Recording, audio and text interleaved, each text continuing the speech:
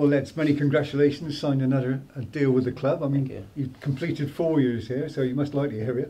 And yeah, of course. Settled in the area. Obviously know the club inside out. Didn't have my best of years last year due to hamstring problems, as that's well known. But I'm ready to build towards next year and show that I'm fit again.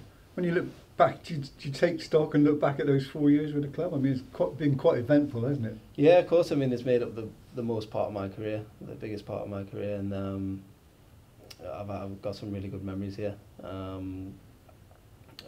mean, besides the obvious ones, but it's been a great journey. And your hamstrings, the season just ended, a bit of a nightmare for you. I've lost count how many actually hamstring injuries there. Was it 3? It was 3 over the course of the year. It was a portion of bad luck. I'd not had a muscle injury for 3 years previously before this one, before these ones. So hopefully that was just a freak year, and I can be on the pitch for 30, 40 games next year. And you've actually had an operation to correct the problem, is that right? Yeah, that's right, and that puts my mind at ease more than anything, that it should be behind me. We spoke before about your previous life as a sprinter, or before you went into football. Is the hamstring something that is going to be damaged because of the way you run, the powerful surge? I think I wouldn't say so much damage. I would say it is more at risk. As someone who spend most of the game sprinting.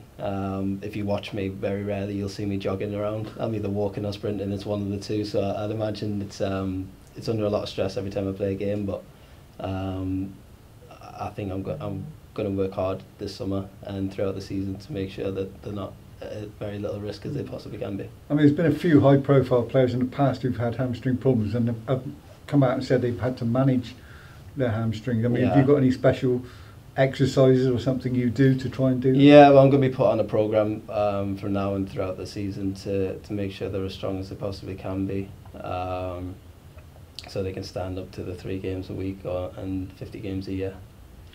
Just looking back over the season again, I mean, it wasn't a good season for right backs at Bristol Rovers, was it? No, James Clark, Joe Porter, Tony yourself. There was some curse in that position this year, but obviously you've got, between the 3 of us, good competition for places there, especially when we're all fit, and we will be come the start of the season. So it'll be down to me to show that I'm worthy of starting ahead of them too.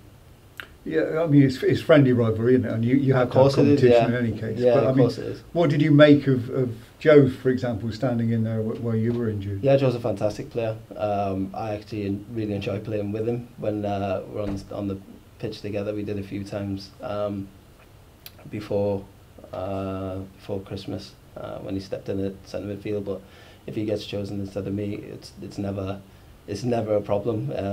We're both here to do the same job, and I actually really enjoy watching him play because he's a really good player.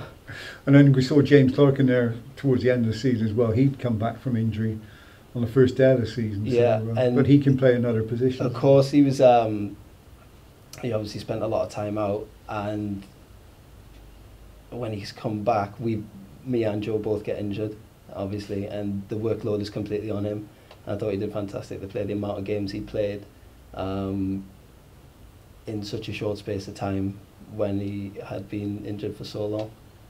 He managed the workload really, really well and performed really well.